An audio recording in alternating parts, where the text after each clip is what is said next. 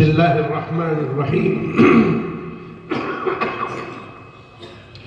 الحمد لله رب العالمين إله الأولين والآخرين والصلاة والسلام على أشرف الأنبياء والمرسلين سيدنا ومولانا محمد بن عبد الله الأمين وعلى آله وصحبه أجمعين وعلى كل من دعا بدعوته واستنى بسنته واهتدى بهديه إلى يوم الدين.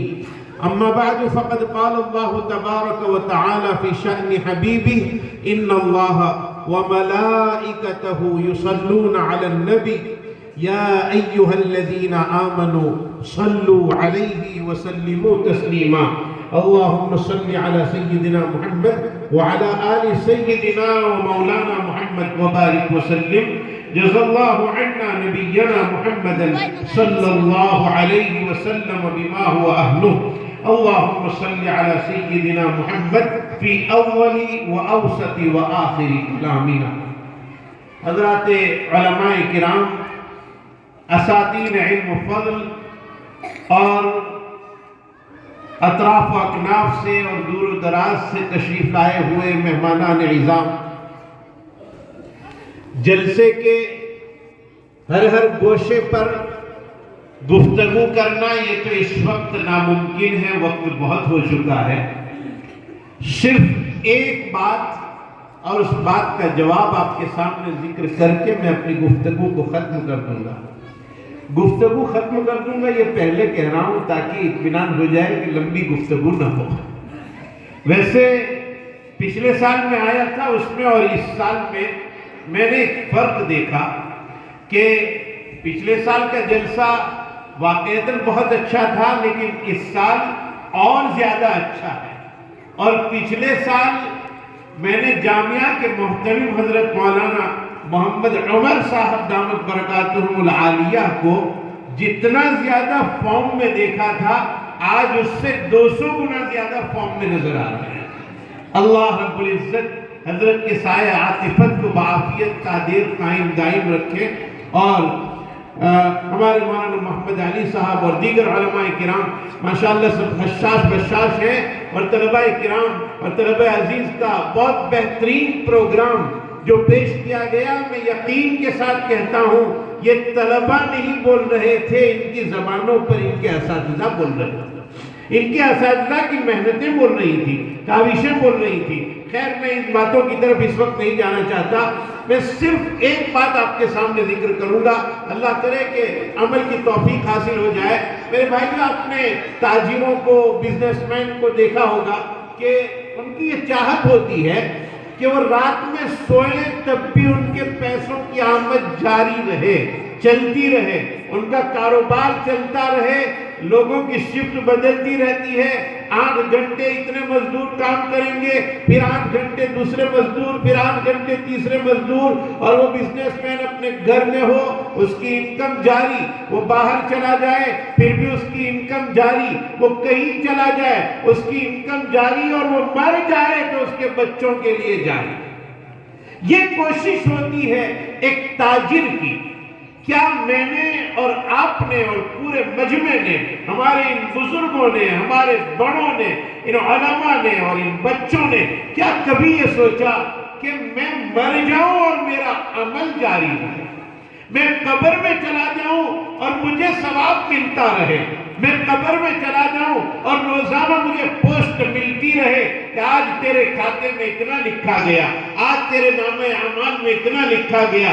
قرآن و حدیث تلاش کرو، ہر چیز کا جواب ملتا ہے. مسلم شریف میں اس سوال کا جواب موجود ہے، اذا مات الانسان انقطع عنہ عملہ، جب آدمی مر جاتا ہے اس کا عمل منقطع ہو جاتا ہے. موت سے پہلے وہ نماز پڑھتا تھا، اب نہیں پڑھ پائے گا. موت سے پہلے وہ روزہ رکھتا تھا، اب نہیں رکھ پائے گا. موت سے پہلے وہ تلاوت و تسبیح کرتا تھا، اب نہیں کر پائے گا. یہی وجہ ہے کہ ایک بات ضمناً یاد آئی. عبداللہ ابن عمر رضی اللہ تعالیٰ عنہما ایک مرتبہ کہیں سے گزر رہے تھے اور چند قبروں کے پاس سے گزر ہوا. حضرت ابن عمر رضی اللہ تعالیٰ عنہما ایک طرف ہو گئے، صاف جگہ پر پہنچے اور آپ نے 2 رکعت نماز پڑھی. کسی نے پوچھا حضرت یہ 2 رکعت نماز کیسی؟ تو جواب دیا میرے آقا صلی اللہ علیہ وسلم نے فرمایا ہے جب آدمی مر جاتا ہے تو اسے تمنا ہوتی ہے کاش مجھے اتنا وقت مل جائے کہ جس میں 2 رکعت نماز پڑھ سکوں۔ ان قبر میں سوئے ہوئے لوگوں کو یہ تمنا یقیناً ہو رہی ہوگی کہ میں 2 رکعت نماز پڑھنے کا وقت مل جائے، لیکن ان کے پاس وقت نہیں ہے۔ میں نے سوچا میرے پاس وقت ہے، اس لیے میں نے یہ 2 رکعت نماز پڑھ لی۔ تو کیا قبر میں ہمیں ثواب ملتا رہے، اس کے لیے کیا کیا جائے؟ تو سرکار دو عالم امام الانبیاء والمرسلین محمد الرسول اللہ صلی اللہ علیہ وسلم نے فرمایا اذا مات الرجل انقطع عنه عمله، آدمی جب مر جاتا ہے تو اس کا عمل منقطع ہو جاتا ہے، الا من ثلاث، 3 کام اگر وہ دنیا سے کر کے جائے، قبر میں پہنچ جائے، پھر بھی ثواب ملتا رہے گا۔ نمبر 1 من صدقۃ جاریہ، صدقہ جاریہ کر کے جائے۔ صدقہ جاریہ ایک کنواں کھدوا دیا، پانی مل رہا ہے، وہ مر گیا، پینے والے پی رہے ہیں، ثواب اس کو ملتا رہے گا۔ کپڑے دھونے والے اس پر کپڑے دھو رہے ہیں، ثواب مرحوم کو ملتا رہے گا۔ نہانے والے نہاتے رہے، ثواب مرحوم کو ملتا رہے گا۔ من صدقۃ جاریہ، صدقہ بڑا پاورفل ہے۔ آپ سیرت پڑھیے، صدقہ کرنے میں تاخیر نہیں کرنی چاہیے۔ میرے آقا نے ایک مرتبہ نماز پڑھائی اور نماز کے بعد فوراً کھڑے ہو کر اپنے کمرے میں تشریف لے گئے اور کمرے میں جا کر فوراً واپس آ گئے۔ صحابہ نے پوچھا اور ہمارے آقا روزانہ آپ اس طرح نہیں جایا کرتے، آج کیا بات ہے اتنی تیزی سے آپ تشریف لے گئے؟ حضور نے فرمایا میرے تکیے کے نیچے ایک سونے کا یا چاندی کا ٹکڑا رکھا ہوا تھا، میں اسے صدقہ کرنا چاہ رہا تھا، میں بھول گیا تھا، اچانک یاد آ گیا، میں فوراً وہاں پہنچا، اب میں صدقہ کر کے آیا ہوں تاکہ اب مجھے اطمینان ہو۔ صدقے کا جب دل چاہے فوری طور پر ادا کر دیا جائے صدقہ، اور وہ بھی اگر صدقے میں کتنی طاقت ہے، کتنا پاورفل ہوتا ہے، احادیث بکھری پڑی ہے، ہمارے علماء کرام سے آپ معلوم کر سکتے ہیں، میں ان تفصیلات میں اس وقت نہیں جانا چاہتا۔ صدقہ جاریہ، آدمی نے کوئی مکان بنا دیا، مسافر خانہ کے آنے جانے والے لوگ یہاں قیام کریں گے، جب بھی گزرنے والا گزرے گا یہاں قیام کرے گا، ہمیں اجرت نہیں چاہیے، کرایہ نہیں چاہیے، رفاع عام کے لیے ہم نے یہ مکان بنا دیا۔ تو صدقہ جاریہ کر کے جائے آدمی دنیا سے، صدقہ جاریہ ایک درخت لگا دیا کسی نے راستے میں کہ کوئی مسافر چند لمحے کے لیے یہاں ٹھہر کر آرام کر لے، وہ درخت جب تک باقی رہے گا وہاں تک مرحوم کو ثواب ملتا رہے گا۔ صدقہ جاریہ، من صدقۃ جاریہ۔ میں ابھی سن رہا تھا ہمارے دوست مولانا محمد علی صاحب کا کلام جو آدھے گھنٹے میں گرم ہوتے ہیں اور اس کے بعد پتہ نہیں کتنے گھنٹوں تک گفتگو کرتے ہوں گے، لیکن اللہ کا کرم کے وقت کی نزاکت کو سمجھتے ہوئے انہوں نے بات کو ختم کر دیا۔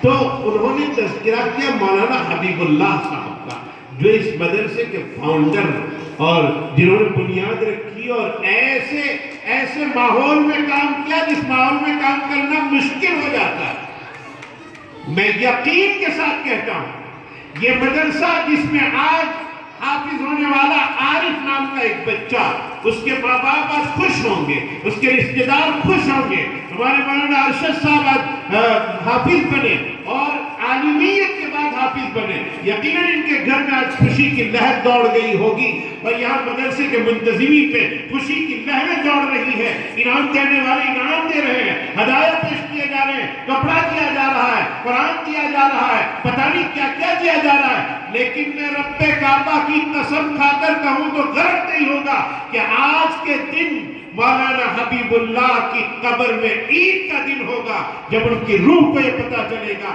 کہ آپ کے قائم کیے ہوئے ادارے میں آج اتنے طلبہ نے حفظ مکمل کیا، ایک عالم نے حفظ مکمل کیا، اتنی بچیوں نے ناظرہ مکمل کیا، اتنے بچوں نے قرآن مکمل کیا، ان کو کتنا اجر ملا ہوگا آج کے اس دن میں، وہ اللہ ہی بہتر جانتے ہیں۔ اللہ بہت دینے والے ہیں، اللہ کی عطا و بخشش کی کوئی انتہا نہیں ہے، وہ کتنا دیں گے اور کس بات پر دیں گے، کس بات پر راضی ہو جائیں گے وہ ہمیں پتہ نہیں۔ تو موت کے بعد ہمیں عمل ملتا رہے، ثواب ملتا رہے، تو اس کے لیے ہم کوئی کام کر کے جائیں جو ہمارے جانے کے بعد باقی رہے، لوگ اس سے فائدہ اٹھاتے رہیں۔ کسی درسگاہ کو آپ نے قائم کر دیا، مدرسے میں بلڈنگ بن رہی تھی، کچھ اپنی حیثیت کے مطابق کچھ پیسے وہاں لگا دیے، کہیں دری قائم کروا دی۔ صدقہ بہت بڑی چیز ہے، مشکات شریف کی حدیث ہے، اگر کسی نے کسی کو کپڑا دیا تو وہ آدمی سامنے والا یہ کپڑا پہنے گا جب تک پہننے والے کے بدن پر اتنا سا ٹکڑا بھی اس کے بدن پر باقی رہے گا، کپڑا دینے والے کو ثواب ملتا رہے گا۔ الا من صدقۃ جاریہ، صدقہ جاریہ کر کے آدمی دنیا سے جائے، قبر میں وہ اپنا ثواب پاتا رہے گا۔ نمبر 2، او من علم ينتفع به، ایسا علم چھوڑ کر جائے جس سے فائدہ اٹھا رہے ہو لوگ۔ امام بخاری رضی اللہ تعالیٰ عنہ صدیاں گزر گئی، آج ان کی کتاب کے ختم پر جلسے ہو رہے ہیں، کلیمتان حبیبتان الی الرحمن، اور کلام ہو رہا ہے، ان کی بیان کی ہوئی حدیثیں بیان کی جا رہی ہے، وحی کا بیان ہو رہا ہے، ایمان کا بیان ہو رہا ہے، علم کا بیان ہو رہا ہے، وضو کا بیان ہو رہا ہے۔ آج ان کی حدیثیں وبه قال حدثنا محمد بن اسماعیل عن فلان عن فلان عن فلان عن فلان عن رسول اللہ صلی اللہ علیہ وسلم بیان کیا جا رہا ہے۔ میں یقین کے ساتھ کہتا ہوں ایک ایک دن میں بخاری کی ایک پوری دنیا کا اگر سروے کیا جائے، لاکھوں حدیثیں، ایک ایک حدیث کو لاکھوں مرتبہ پڑھا جاتا ہوگا۔ آپ انداز لگائیے کہ ان کے اس علم سے کتنا فائدہ ان کو پہنچ رہا ہوگا۔ کوئی علمی کام چھوڑ کر جائے، ہمارے علماء کرام سے میں خاص طور پر کہوں گا، آپ کچھ نہ صحیح کم از کم 40 حدیثیں اپنی لکھی ہوئی امت کے سپرد کر کے جائے، لوگ پڑھتے رہیں گے، آپ کو ثواب ملتا رہے گا، اور اس کی فضیلت حاصل ہوتی رہے گی کہ 40 حدیث امت تک پہنچنے پر کیا فضیلت اللہ کے نبی صلی اللہ علیہ وسلم نے بیان فرمائی ہے۔ میرے اور آپ کے ذریعے سے کئی کتابیں ہم نے چھپوا دی۔ ایک مولانا نے کتاب لکھی، ان کے پاس پیسہ نہیں ہے، ایک مالدار آدمی جو عالم نہیں ہے وہ کہتا ہے میں چھپوا دیتا ہوں، کتنا خرچہ ہے؟ 25,000 روپے میری طرف سے رہیں گے۔ وہ کتاب جب تک پڑھی جاتی رہے گی اور اس پر عمل کیا جاتا رہے گا، یہ پیسہ دینے والا چاہے مر جائے اپنی قبر میں وہ ثواب پاتا رہے گا، اس لیے کہ اس کے ذریعے سے علم کا فائدہ اٹھایا جا رہا ہے۔ ہم ایسے کوئی کام تلاش کریں۔ قرآن کریم رکھ دیا ہم نے مسجد میں، لوگ اس کو پڑھ رہے ہیں، علمی فائدہ ہو رہا ہے۔ تفسیر ہم نے لی خرید کر کئی مدرسے میں دے دی، طلبہ اس سے استفادہ کر رہے ہیں، علماء اس سے پڑھ رہے ہیں، ہمیں ثواب ملتا رہے گا۔ کوئی کام ایسا کر لیا جائے کہ ہم موجود ہوں دنیا میں یا نہ ہو، ہمارا انتقال ہو جائے لیکن وہ ثواب کا میٹر چلتا رہے، ایسا کوئی کام کر لیا جائے۔ یہ 2 چیزیں ہوئی جو میں نے اس وقت آپ کے سامنے عرض کی، صدقہ جاریہ، نمبر 2 ایسا علم جس سے لوگ فائدہ اٹھائیں، نمبر 3 جو ہم سب کو کرنا چاہیے، او ولد صالح یا او ولد صالح یدعو لہ۔ کوئی آدمی نیک بچہ چھوڑ کر جائے، نیک اولاد چھوڑ کر جائے، جو باپ کے مرنے کے بعد اس کے لیے دعا کر رہے ہیں، بچے دعا کر رہے ہیں۔ ایک بڑے بزرگ ایک مرتبہ ایک قبرستان گئے، اور قبرستان پہنچ کر بہت تھکے ہوئے تھے، کسی قبر کے پاس بیٹھے، آنکھ لگ گئی تو انہوں نے خواب دیکھا کہ سارے لوگ قبر سے باہر آئے ہیں اور ان کے لیے کوئی چیز آ رہی ہے جس کو وہ وصول کر رہے ہیں، اور وصول کر کے اپنی قبروں میں جا رہے ہیں۔ ایک بڑے میاں آرام سے بیٹھے ہوئے تھے، وہ نہ باہر آ رہے ہیں اور نہ وہ وصول کرنے کے لیے جا رہے ہیں، نہ اپنی آئی ہوئی چیز کا وہ انتظار کر رہے تھے، کچھ بھی نہیں، آرام سے بیٹھے ہوئے تھے۔ خواب دیکھنے والے نے پوچھا کہ حضرت آپ کیوں باہر نہیں آتے؟ آپ کیوں باہر نہیں آتے؟ لوگ باہر آ رہے ہیں، اپنی اپنی چیزیں لے رہے ہیں، اپنی قبروں میں جا رہے ہیں۔ کہا مجھے ضرورت نہیں ہے۔ کیوں ضرورت نہیں؟ کہا میرا بیٹا ہے جس کو میں حافظ دنیا میں چھوڑ کر آیا۔ یہ میں آپ کو سمجھانا چاہتا ہوں، میرا ایک بچہ ہے جو حافظ قرآن ہے، میں اس کو دنیا میں چھوڑ کر آیا ہوں۔ میرا وہ بیٹا میرا ایسا فرما بردار ہے، صبح میں شروع کرتا ہے قرآن، رات میں والناس تک پہنچ جاتا ہے، پورا قرآن روزانہ پڑھ کر مجھے پورے قرآن کا ثواب روزانہ بیچتا ہے، مجھے انتظار نہیں کرنا پڑتا۔ تو خواب دیکھنے والے نے پوچھا کہ آپ کا بیٹا وہ کہاں رہتا ہے؟ کہا فلاں جگہ پر، ایڈریس دیا، آنکھ کھل گئی، یہ آدمی اپنے گھر نہیں جا رہے ہیں، اب اس مارکیٹ میں جا رہے ہیں جہاں اس کا بچہ رہتا ہے، تلاش کر رہے ہیں۔ بچہ دکان چلا رہا تھا اور گاہک کو سامان دے رہا ہے، پیسے لے رہا ہے اور ہونٹ حرکت کر رہے ہیں۔ یہ آدمی بیٹھ گیا خواب دیکھنے والا۔ جب وہ آدمی فارغ ہوا، دکان کا مالک بچہ جو مرحوم کا بچہ تھا پوچھا بھئی یہ آپ کے ہونٹ کیوں بار بار حرکت کر رہے ہیں؟ کہا الحمدللہ میں قرآن پڑھتا ہوں، قرآن پڑھ رہا ہوں۔ کہا تمہارے باپ کا نام؟ کہا فلاں۔ کہاں ہے وہ؟ کہا انتقال ہو گیا۔ کہا تم روزانہ صبح سے شام تک قرآن پڑھ کر پورے قرآن کا ثواب اپنے باپ کو پہنچاتے ہو؟ کہا الحمدللہ میرے والد کا جب سے انتقال ہوا روزانہ ایک قرآن پڑھ کر میں ایصال ثواب کرتا ہوں۔ کہا خوش ہو جا، میں نے خواب دیکھا ہے کہ تیرا ثواب روزانہ تیرے باپ کو پہنچتا ہے۔ او ولد صالح یدعو لہ۔ آج ابھی ایک بچے نے تقریر کی تھی جس کا نام غالباً محمد عارف ابن عبد الرزاق، جس نے یہ بتلایا کہ آج لوگ اپنے ہوشیار بچوں کو بھیجتے ہیں سائنس پڑھنے کے لیے، علم طب پڑھنے کے لیے، طبابت پڑھنے کے لیے۔ یہ چیزیں وہ فائدہ نہیں پہنچائے گی جو میرا بچہ ایک مرتبہ بسم اللہ پڑھ کر فائدہ پہنچا سکتا ہے۔ حضرت عیسیٰ ایک مرتبہ جا رہے تھے اور ایک قبر میں عذاب ہو رہا تھا اور واپس جب لوٹے تو عذاب بند ہو چکا تھا۔ اللہ سے سوال کیا، اے اللہ ابھی تھوڑی دیر پہلے اس کو عذاب ہو رہا تھا، آپ نے اس کا عذاب بند کر دیا۔ فرمایا عیسیٰ اس کا پوتا آج پہنچا ہے، بیٹا نہیں، بیٹے کا بیٹا آج ایک مکتب میں پہنچا ہے اور اس نے ابھی تھوڑی دیر پہلے بسم اللہ الرحمن الرحیم سیکھا ہے۔ اے عیسیٰ جس کا پوتا مجھے رحمان و رحیم کہتا ہو، میری غیرت گوارا نہیں کرتی کہ میں اس کے قبر میں اس کے دادا کو عذاب دوں۔ میں نے اس کے عذاب کو ختم کر دیا۔ میرے بھائیوں آج قرآن کی اہمیت کو سمجھنے کی ضرورت ہے کہ یہ کون سی کتاب ہے جو ہمارا بچہ پڑھ رہا ہے۔ من سلک طریقا یلتمس بہ علما سہل اللہ لہ طریقا الی الجنہ۔ آپ کا بچہ جب قرآن ہاتھ میں لے کر مکتب میں جاتا ہے، وہ مکتب میں نہیں، وہ جنت کے راستے کو طے کر رہا ہے۔ آپ کا بچہ جب قرآن لے کر راستے میں نکلتا ہے تو آج بڑے بڑے بادشاہوں کے لیے ریڈ کارپیٹ بچھائے جاتے ہیں۔ وہ فخر کر کے تیرا بچہ جب باہر نکلتا ہے قرآن لے کر، فرشتے پر بچھاتے ہیں کہ اس کے اوپر قدم رکھ کر چلتا۔ ہمیں تو فخر کرنا چاہیے کہ میرا بچہ قرآن کا حافظ بن رہا ہے، قرآن کا حافظ۔ آپ ضرور ڈاکٹر بنائیے اپنے بچوں کو، ضرور لائر بنائیے اپنے بچوں کو، ضرور دنیاوی تعلیم دیجیے اپنے بچوں کو، لیکن اقرأ باسم ربک کے ساتھ دیجیے۔ ایک بچہ آپ کا ڈاکٹر ہو، وہ ساتھ میں حافظ بھی ہونا چاہیے، وہ ساتھ میں مسائل کا واقف کار بھی ہونا چاہیے۔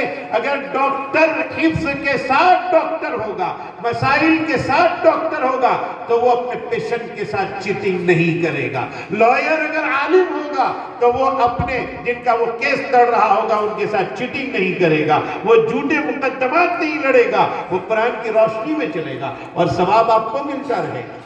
میرے بھائیوں یہاں کچھ چیزیں ایسی کر لی جائے دنیا میں، ہم جب قرآن حافظ کرواتے ہیں بچے کو، یہ ہماری آخرت تیار ہو رہی ہے۔ مولانا رشید احمد قادیانی رحمۃ اللہ علیہ ایک مرتبہ اپنے کمرے میں بیٹھے ہوئے تھے اور کمرے میں بیٹھے بیٹھے کچھ اپنا کام کر رہے تھے۔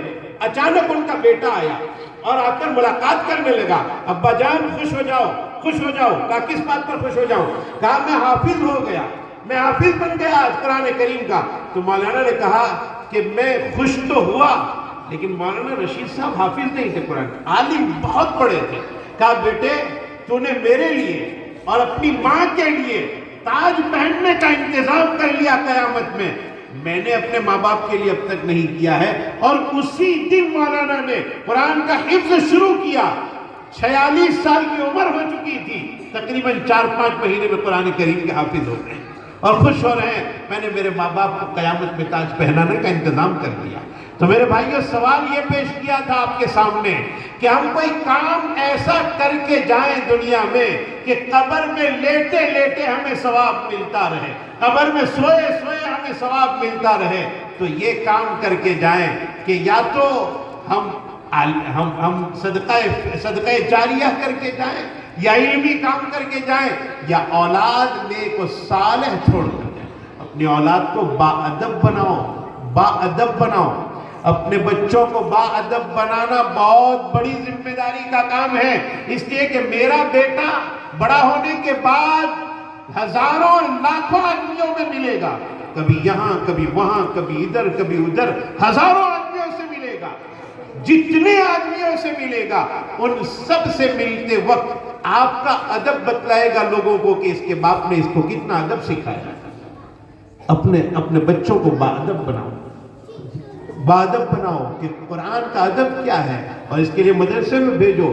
اگر آپ یہ فکر میں ہیں، میں اور آپ اگر اس فکر میں ہیں کہ میرا بچہ مجھے اپنا باپ تسلیم کرے، مانے، ادب کے ساتھ مانے کہ یہ میرا باپ ہے اور اس کا کیا ادب ہے، اپنی ماں کو ماں مانے اور یہ سمجھے کہ اس کے قدموں کے نیچے جنت ہے، اور یہ سمجھے کہ یہ باپ ہے اور میرا جنت کا دروازہ ہے، یہ منوانا ہے تو سائنس کی اسکول میں نہیں مان پائے گا، اسے قرآن کی دریوں پر چٹائیوں پر بٹھانا پڑے گا، یہی اس کو سمجھ میں آئے گا، یہی علماء اس کو سمجھائیں گے۔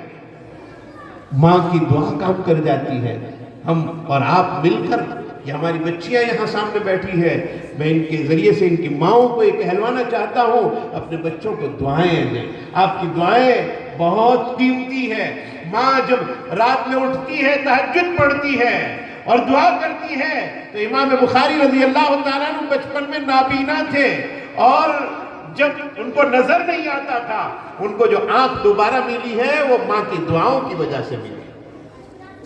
امام بخاری کی والدہ رو رہی تھی، اللہ میرا بیٹا نابینا ہے، نابینا ہے، دیکھ نہیں پاتا ہے، اللہ آنکھیں عطا فرما، آنکھیں عطا فرما۔ یہ مانگتے مانگتے آنکھ لگ گئی، خواب میں ابراہیم علیہ السلام کا دیدار ہوا، کہا اے بخاری کی امی بیدار ہو جا، دیکھ لے اپنے بیٹے کو، وہ دیکھتا ہو گیا۔ امام بخاری کی والدہ بیدار ہوئی، جھولے میں بچہ لیٹا ہوا تھا، دیکھا تو اس کی آنکھیں کھلی ہیں، وہ دیکھ رہے امام بخاری، اور کیسی روشنی عطا کی، ماں کی دعا کی طاقت میں آپ کو سمجھانا چاہتا ہوں، کتنی بڑی طاقت ہے کہ امام بخاری نے بخاری شریف کے علاوہ جو کتابیں لکھی ہے، ان میں ایک کتاب لکھی ہے تاریخ الکبیر، وہ حضرت نے دن میں نہیں لکھی، رات میں لکھی، اور اس کے لیے آپ نے چراغ نہیں جلایا، چاند کی روشنی میں لکھی، پوری کتاب چاند کی روشنی میں۔ میں جب بخاری شریف پڑھتا تھا اور میرے استاد سے میں نے پہلی مرتبہ یہ بات سنی، تو میں نے 14ویں رات کی چاندنی میں کچھ بیٹھ کر لکھنے کا اہتمام کرنا چاہا کہ میں دیکھوں تو صحیح لکھ پاتے ہیں یا نہیں لکھ پاتے۔ 14ویں رات کی چاندنی میں 2 لائن نہیں لکھ پایا۔ امام بخاری کو اپنی ماں کی دعاؤں کے نتیجے میں کتنی بڑی روشنی ملی آنکھوں میں کہ انہوں نے پوری کتاب رات میں چاند کی روشنی میں لکھی۔ ماں کی دعا بہت پاورفل ہوتی ہے۔ عزیز بچوں، میں آپ سے کہتا ہوں، اور جوان اگر یہاں بیٹھے ہیں میں ان سے بھی کہتا ہوں کہ اپنے ماؤں کی دعائیں لی جائیں، اپنے باپ کی دعائیں لی جائیں۔ یہ وہ دعا ہے جو کبھی رد نہیں کی جاتی، دعا کروائی نہیں جاتی ہے، دعا لی جاتی ہے۔ بایزید بستامی رحمت اللہ علیہ اتنے بڑے اللہ کے ولی بنے، وہ کہتے ہیں ایک رات میری ماں نے مجھ سے پانی مانگا، کہا بایزید جاؤ پانی لے کر آؤ، اور میں پانی لینے کے لیے گیا، واپس آیا میری ماں سو چکی تھی، میں نے بیدار کرنا مناسب نہیں سمجھا، میں وہیں کھڑا رہا، اور سردی کی رات تھی، میری ٹانگیں کانپ رہی تھی، اور میں چاہتا تھا کہ ماں کو اٹھا دوں، لیکن ادب کی وجہ سے میں نے انہیں بیدار نہیں کیا۔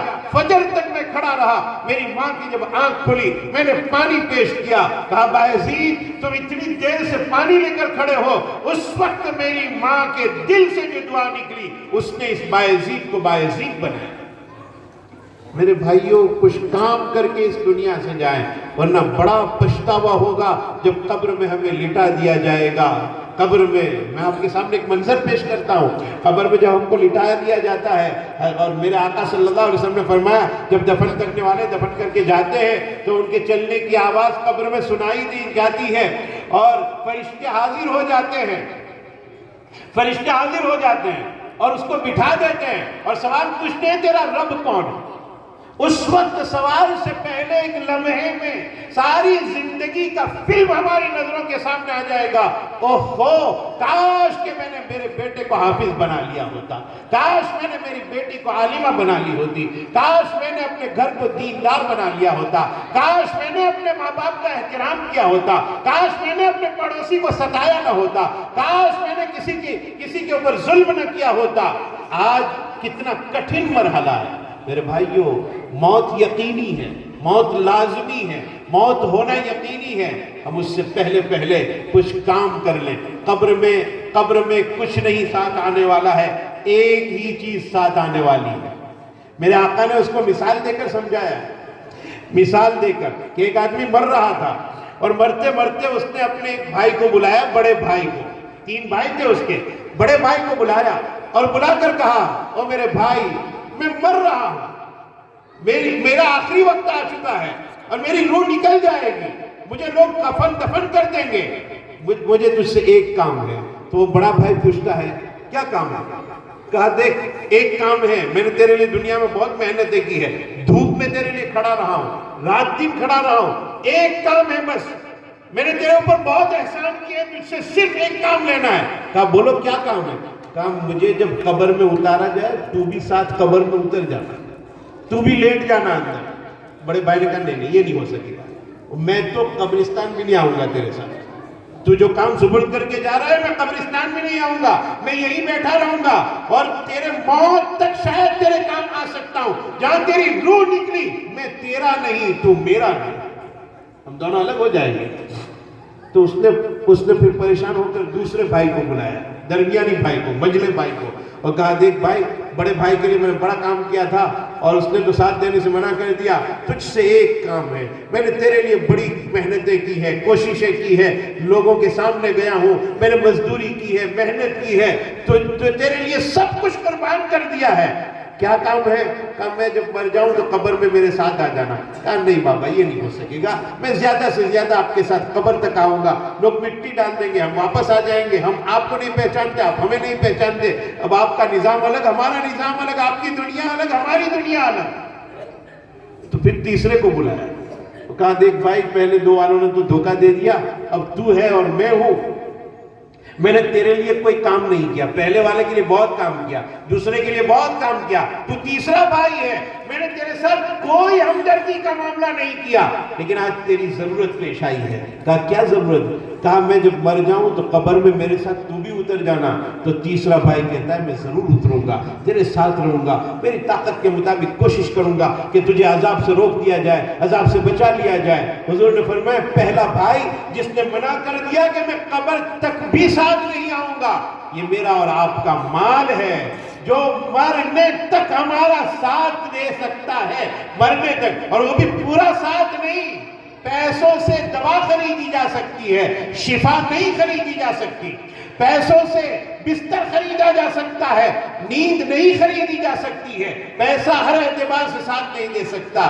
ہمارے زعم اور گمان کے مطابق شاید پیسہ ہمیں ساتھ دے دے، لیکن موت تک وہ ہمارا ہے، ہم اس کے ہیں. جہاں انتقال ہو گیا، اب مفتی صاحب سے مسئلہ پوچھو کہ وراثت کیا ہے، کس کے حق میں کتنی وراثت آ رہی ہے، بیٹی کو کتنا، بیٹے کو کتنا، اور مرنے والے کی بیوی کو کتنا، اور اگر بیوی مری ہے تو شوہر کو کتنا، ماں باپ زندہ ہے، کون زندہ ہے، کتنے مرحوم ہو گئے، یہ حساب کتاب ہو جائے گا اور مال تقسیم ہو جائے گا. اسی لیے میرے آقا صلی اللہ علیہ وسلم نے فرمایا ہے، تصدق وانت صحیح شحیح، تو صدقہ اس وقت کر جبکہ تو تندرست ہو اور تجھے مال کے ختم ہونے کا اندیشہ ہو، اس وقت صدقہ کر، ورنہ وہ وقت آئے گا تیری روح نکل رہی ہوگی اور تو کہے گا، اتنا فلاں کو دے دو، اتنا فلاں کو دے دو. اب تو کیا فلاں کو دیتا ہے، اب تو مال فلاں کا ہو گیا ہے، تیری روح نکلے گی اور وہ دوسرے کا ہو جائے گا. اس لیے حضور نے فرمایا، یہ پہلا بھائی جس نے منع کر دیا وہ آدمی کا مال یہی رہ جائے گا. دوسرا بھائی جس نے ساتھ اندر آنے سے منع کیا وہ آدمی کی اولاد ہے. اولاد کے لیے ہم کیا نہیں کرتے، سب کچھ کر گزرتے ہیں، لیکن اولاد قبر میں ساتھ نہیں آئے گی. اس کو نیک بنا کر جاؤ، اس کی دعا ساتھ آ سکتی ہے، اولاد قبر میں ساتھ نہیں آئے گی، وہ ہمیں چھوڑ کر، تنہا چھوڑ کر نکل آئے گی. اور تیسرا بھائی جس نے کہا میں ساتھ آؤں گا، وہ میرا اور آپ کا نیک عمل ہے. میں اکثر کہا کرتا ہوں، جب مردے کو قبر میں اتارا جاتا ہے، ہماری نظریں دیکھتی ہے کہ قبر میں صرف کفن ساتھ گیا ہے، صرف کفن نہیں، اس کا عمل بھی ساتھ جاتا ہے، اور نماز اس کے ساتھ ہوتی ہے، روزہ اس کے ساتھ ہوتا ہے، زکوٰۃ اس کے ساتھ ہوتے ہیں، باقی دنیا میں سے کچھ ساتھ نہیں جاتا۔ اس لیے قبر کے اندر جانے سے پہلے اس کی تیاری کر لینی چاہیے، یہ سوچ لینا چاہیے کہ قبر میں ہمیں جواب دینا ہے۔ یہ دنیا قبر کی تیاری کے لیے ہمیں دی گئی ہے، یہ زندگی مرنے کے بعد کی تیاری کے لیے ہمیں دی گئی ہے۔ میں اپنی بات جہاں سے شروع کی تھی وہاں دوبارہ میں آپ کو لے جاتا ہوں کہ تاجر لوگ یہ سوچتے ہیں کہ ہم ہر حال میں سوئے ہوں یا جاگ رہے ہوں، ہم ہر حال میں پیسے پاتے رہیں۔ ہمارا نظام یہ ہو کہ ہم جاگ رہے ہوں یا سو رہے ہوں، مر رہے ہوں یا زندہ ہو، نیک عمل کا ثواب ہمیں ملتا رہے۔ تو پھر میں نے اس کے لیے آپ کو کام بتلا دیا کہ یا تو صدقہ جاریہ کیا جائے، یا کوئی ایسا عمل علم چھوڑ کر جائے جس سے لوگ فائدہ اٹھاتے رہے، یا اپنی اولاد کو نیک صالح بنا کر چھوڑ کر جائیں جو ہمارے لیے دعا کرتی رہے۔ وقت کافی ہو چکا ہے، اس لیے میں اپنی گفتگو کو ختم کرتا ہوں، اور لوگ صبح سے الحمدللہ بیٹھے ہوئے ہیں۔ اللہ تعالیٰ آپ سب کے بیٹھنے کو اور ہم سب کے بیٹھنے کو قبول فرمائیں، یہاں کے انتظام کو اللہ تعالیٰ قبول فرمائیں، ارباب انتظام کو اللہ تعالیٰ جزائے خیر عطا فرمائیں۔ انہوں نے میرے ساتھ اکرام کا معاملہ کیا، اللہ تعالیٰ ان کے ساتھ اکرام کا معاملہ فرمائیں، اور اللہ تعالیٰ اس مدرسے کی ضرورتوں کو اپنے دست غیب سے پورا فرمائیں، اور اللہ تعالیٰ اس مدرسے کو دن دوگنی رات چوگنی ترقیات سے مالا مال فرمائیں۔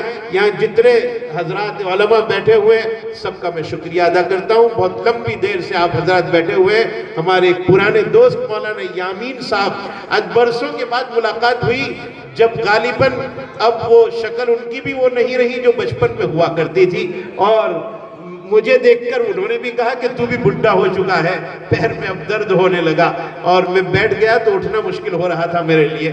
اللہ رب العزت ہمارے اس مل بیٹھنے کو قبول فرمائے، اور اللہ تعالیٰ محبت مودت سب میں نصیب فرمائے، اور اللہ نے جس شان کے ساتھ اور جس اہتمام کے ساتھ ہمیں یہاں جمع فرمایا ہے، میں دعا کرتا ہوں اللہ تعالیٰ جنت الفردوس میں بھی اسی خوشی کے ساتھ ہم سب کو جمع فرما دے۔ عید و ازمن و از جملہ جہاں آمین بات، وآخر دعوانا ان الحمدللہ رب العالمین۔